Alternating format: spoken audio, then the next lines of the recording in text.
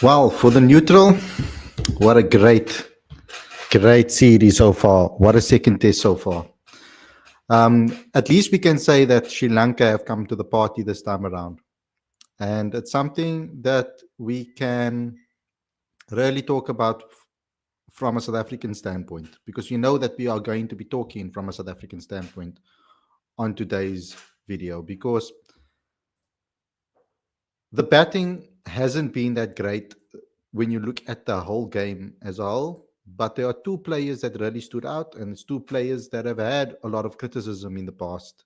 And it's quite a few people that have been ultimately criticized for their technique, etc., especially on more difficult wickets.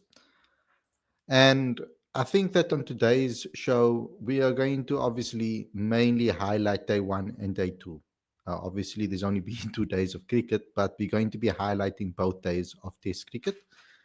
And we are going to be talking about where South Africa can be better, because there's a lot to talk about when it comes to their performance as a team. Because yeah, we could be better with the bat. Definitely can be better with the bat than we have been, etc. But ultimately, there's been two players that really stood out and really put South Africa into a great position. But there's another player in the mix over there that also needs to get a hell of a lot of credit for the way he's performed as well. But I'll reveal it all on today's show. But before we get going, before we get started, please subscribe to the channel if you are new. Click that notification bell for all future videos, please. Don't forget to also smash the like button. Don't forget to comment and share. Comment on the video after we've ended the stream as well. It's very important that you do so, because it really helps the channel grow, and it really helps our content spread across the multiverse of YouTube, I would say. So please get involved over there. We need to get our subscriber base up, guys. This is your channel as well. It's your community. So it's a reflection of you guys as a fan base as well. However, how well we do and how well we grow and how far we grow. So get involved over there, please. But also subscribe to Cricket Fanatics Magazine monthly. Every issue is 100% free, straight to your inbox every month. The link is on the screen right now, as well as in the description. So without further ado, let's get straight into today's video.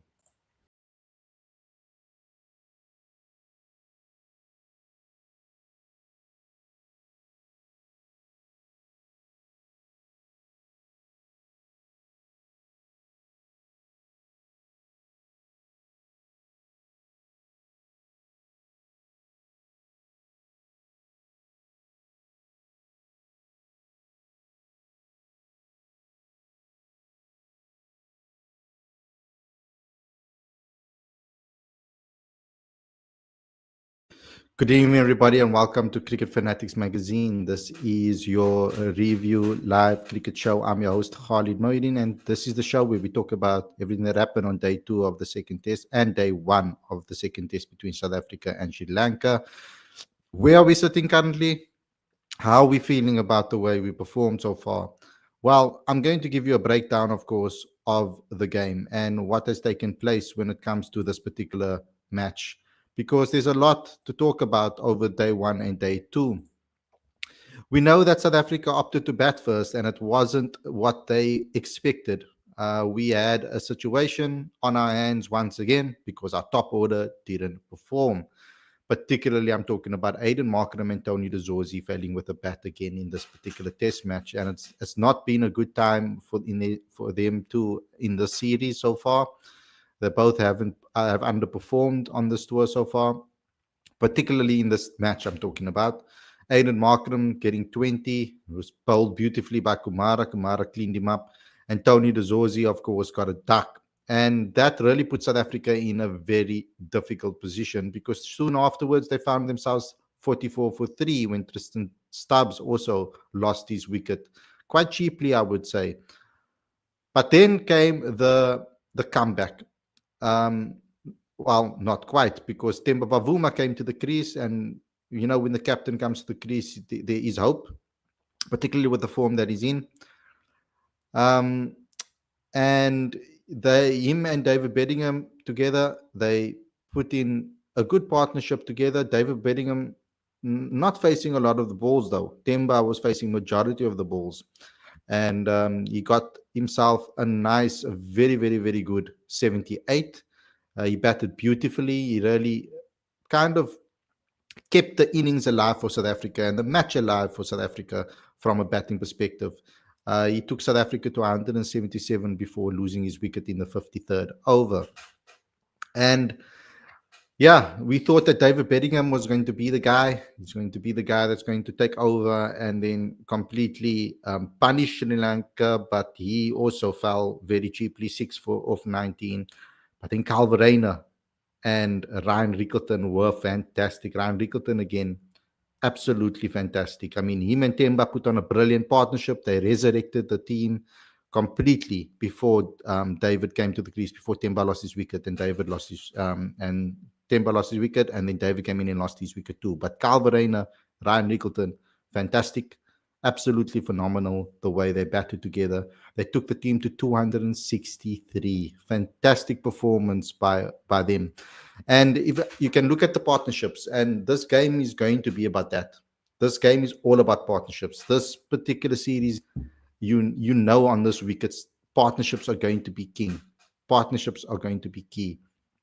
And you can also see that by the way South Africa have gone about their business as well. But if you look at South Africa's partnerships here, the one between Temba and Ryan Rickelton was 133 of 224 balls. That was the series, the match saving, I would say, so far. At least you could say this first half of the match has been saved by Temba and Ryan.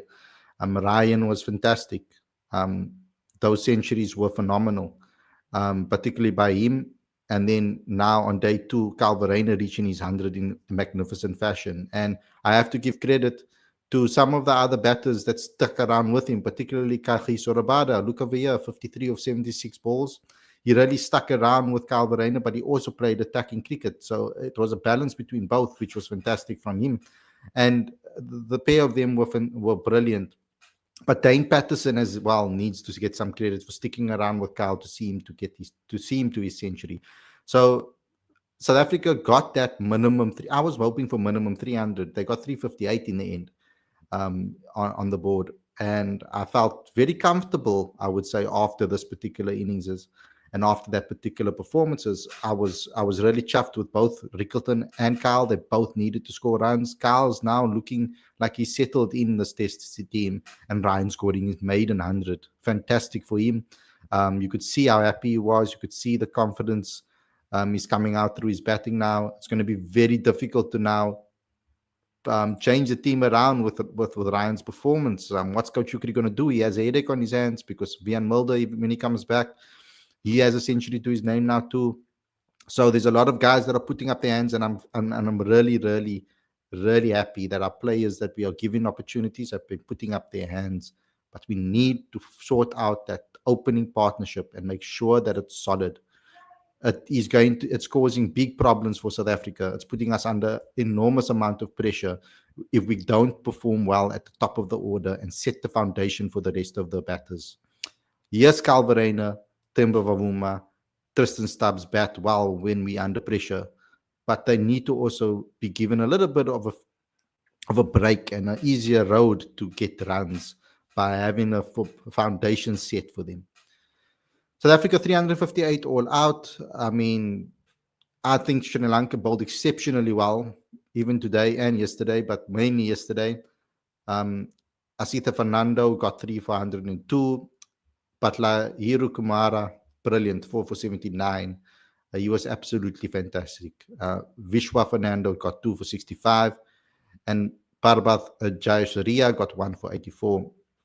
Dhananjaya De Silva only got bowled 9 overs, and he took Nuzui over 26. But fantastic, Kumara. What a bowler he is. Fantastic. Absolutely phenomenal.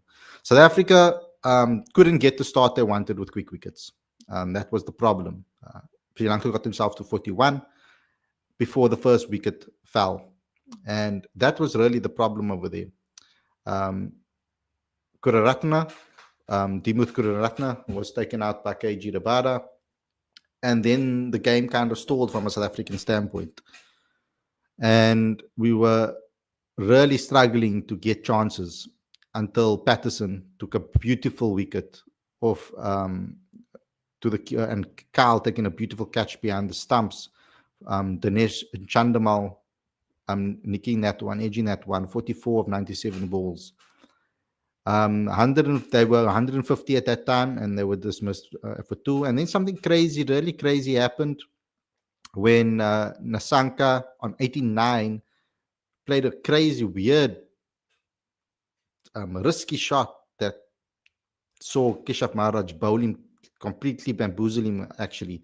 But I feel it was more the batter than the bowler that needs the fault in that particular case, because he was all over the place, and it was a shocking shot to play at that particular time of the match. And he was bowled, and Sri Lanka were 199 for three, but they've recovered well. By no means is South Africa in the driving seat here. They're going to have to work very, very hard to win this test match, because Sri Lanka have come out to play. They're 242 for three at the moment, and they trail by 116 runs. It's going to be a very, very important day three for South Africa. A very, very important day three. South Africa is going to have to bowl out of their skins. They're going to have to completely take control of that morning conditions, the swing conditions in the morning, Kabeja. They're going to really have to do well. We also have to say that David Bellingham dropped catch was a big turning point in the match as well, because South Africa could have been in a very, very, very different situation. Marco Jansen not really finding wicket-taking deliveries at the moment. They're really struggling, I feel. If he comes to the party tomorrow morning, because he can get swing tomorrow morning, I think, in Kabeja, and then the game is completely different. But that's my take on the 2 days so far. Really, really happy for Ryan Rickelton, I must say. Verreynne and Themba Bavuma, fantastic players, fantastic performances by them with the bat. And I'm hoping that KG and Kyle can get some swing tomorrow, and Dane Patterson as well, when the ball's a little bit older, get some swing and really, really trouble the Sri Lankan batters. Shikar says, bro, why does South Africa look so clueless as a cricket nation? I don't think we look clueless at all. Is they can't prepare their home pitch according to their advantage, can't get weak Asian teams like Sri Lanka under more pressure. Sri Lanka's not a weak team, bro. They're third on the log. So you completely are clueless with regards to this opinion, I feel, because South Africa, Sri Lanka is not an easy team. They beat England in England, and they're bowling really well. And I feel that they're coming to the party with the bat. Their batting was the strong suit. They are no pushover nation, not at all. And if they knew what the pitch would be good for batting, then why not go with an extra bowler? We didn't have an extra fast bowler available with the injuries to Vian Mulder and Gerald Coetzee. So that's the problem at the moment. And it's not necessarily great for batting. If you bowl in the right areas, it can make it very difficult for the batters. Tex says we must get a lead of at least 40 to 50. And also, we can't expect to just walk over teams. We need to find victories even when the other team comes to the party. This is Test cricket. It's the highest level. It's not supposed to be easy. It's supposed to be difficult. And the best teams can find ways to win matches even when they're not in the lead currently. So South Africa need to find a way. It all depends. Tahla says it all depends on how we bowl with the new ball. And the morning session tomorrow is going to be so crucial. We should have scored 400 plus on this wicket. Tahla said maybe get a couple of wickets before the new ball is available. Tara says, yeah, we definitely missed out on scoring big in the first innings on a batting wicket. 100%. We did miss out on quite a few runs, but we didn't bat to our full potential today. I think batting first wasn't a bad call on this wicket. I just don't think our top order applied themselves well enough. I mean, Tristan Stubbs, shocking dismissal. Tony DeZorzi, shocking dismissal. And I know it kept a bit low, but it was a bit unlucky because it was going down, almost went down leg. It was umpire's call. And Aiden Markham got a beauty of a delivery. But he needs to bat better against that. He can't be getting bowled clean like that over and over again. Tala says, I guess we still got the advantage because Sri Lanka is batting last. NY Times Square says, I believe batter will score more than 300s in the next innings. Let's go, batters. We should have played extra bowler. We didn't have the option. Everybody that we were looking at was injured. We've been looking at in the placement of Vian Mulder injured, Gerald Coetzee injured, Vian Mulder injured. So all of our options were not available. And I don't think going with the extra spin on this wicket would have been the right call. They went with what they could go with. And I think if we didn't go with the extra batter today, we wouldn't have gotten 350 plus on the board. So I don't completely disagree with the decision with the lineup and the balance. In my time's cases, we lose 2 wickets every time wicket falls and haven't did that till now. Sri Lanka haven't done that till now. We missed on enforcer on this type of wicket, and the problem was with David as Bedingham as well. If he came to he got very lucky as well. He got dropped a couple of times.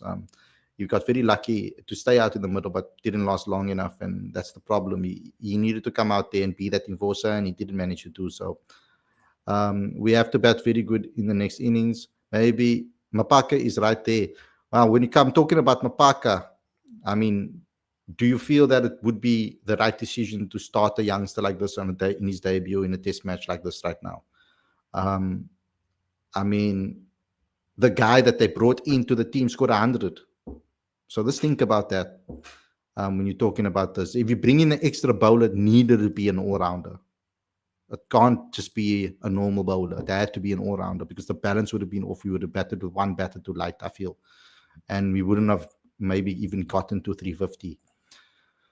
In my time square says, do you have an update on Mulder? Pollock said he will be available in Pakistan series. He should be available for the Pakistan series. That's the word that we are getting.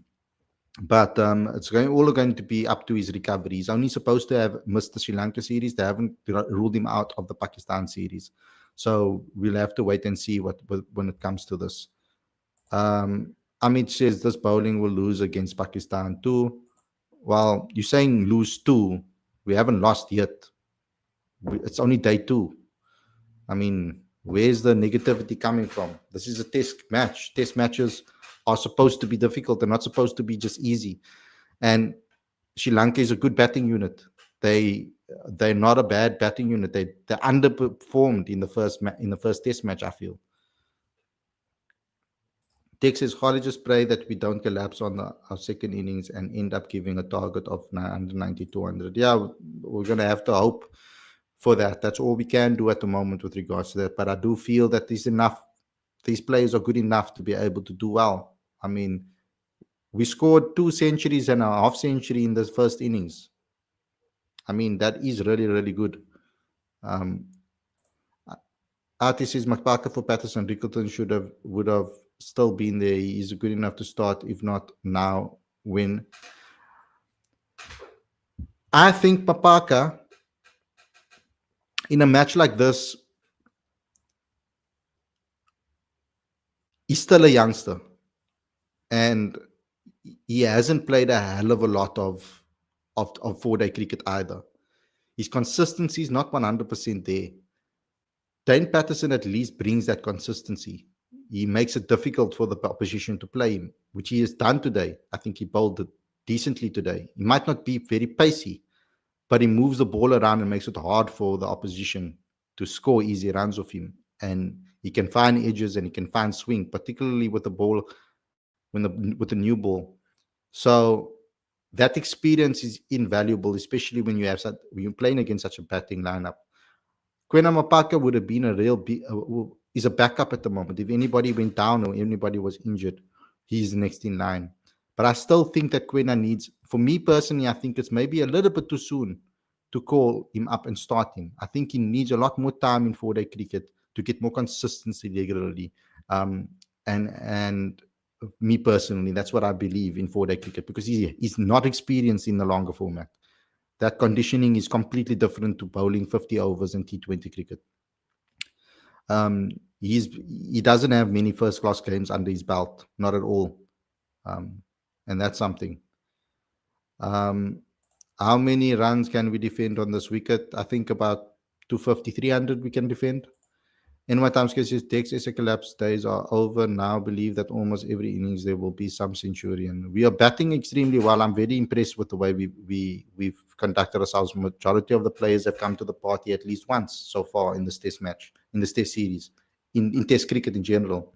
We've scored centuries every single test series now. That's fantastic. That's absolutely fantastic. It's such a massive improvement from what we were before. Um, Too many bowlers injuries for SA and out quick are not available. Sam says Khalid JP stepped down as white ball batting coach now. SA should sign professional batting coach like Gibbs, Callas, AB, or foreign coach. Yeah, JP Dumini has resigned as batting coach. That news broke today. It was on Cricket Fanatics magazine as well on our website, so go check that out. Kutsia would have been very lethal on this wicket. Yeah, I think he would have. I do think we're missing his pace, definitely. So we are missing out on him. It would be nice to have that. Um, Tomorrow morning is going to be so crucial, and it's time that KG Rabada becomes the main guy. You know, Marco Janssen was the star of the first test. KG Rabada can be the star of the second test. That new ball tomorrow, he needs to find those nicks. He needs to find those edges. He needs to get those wickets, those beautiful wickets where he just beats the bat and cleanly bowls players. That's what I'm hoping for. Remember that we batted towards the end of the day in Gqeberha when it's easier to bat. I feel that in the morning sessions in Gqeberha is the hardest to bat. So if we can get 2-3 wickets tomorrow morning in the session, we are really in for a chance to bowl out Sri Lanka for under the target that they're hoping for, which is trying to get into a lead. That should be the key. And that's something that we need to think about.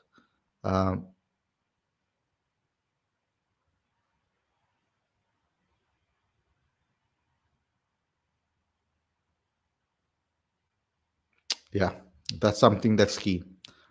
Sam says that they need to find bowlers who can play if main bowlers not available. Bowlers like Bayers, Michal, Ethan, Bosch. I don't know. Ethan Bosch, you worried about Patterson. Ethan Bosch is as slow as Patterson, but not as consistent with the ball. So that one's a bit of a crazy one, I feel. I don't think he's done enough in 4-day cricket to be selected for a test side. Bayes Swanepoel, I agree, but his injury was concussed. And Michal is a good call. That is something that I would like to see maybe in the future if someone's not available. I think Aiden is really struggling, but the big one is just around the corner. Oh, we've been saying that for now a year now. Our batters, too many soft dismissals. And that's the problem there. We got ourselves out. And that's maybe something that we can be hopeful for. We can take that into the next match and say, you know what?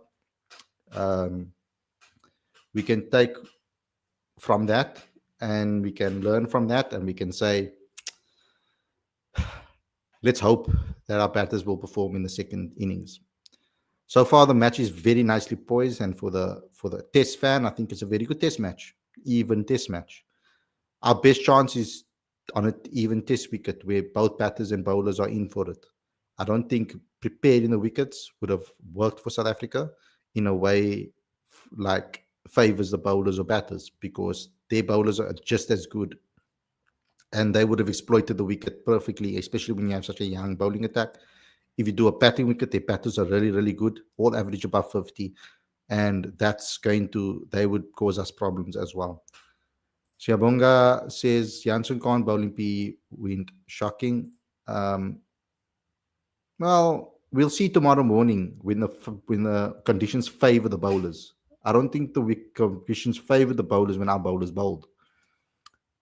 So let's see tomorrow morning. That's going to be a key session. That first session is going to be key. Let's see if our bowlers can take a couple of wickets then and use the conditions to our advantage. That's going to be the key over there.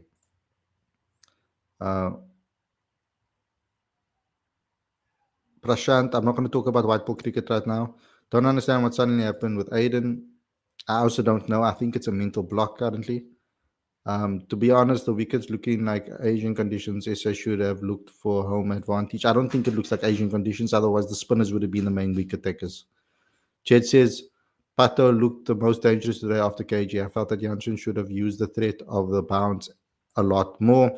Yeah, he's been utilizing swing a lot more than the bounce. But like I said, we need to wait tomorrow morning. That will really tell us how Janssen is at the moment. I think he does need the conditions to a little bit aid him a little bit. He does need that to give him some extra, um, um, some a little bit help. I think the conditions tomorrow morning will really help him, and that's going to be the key.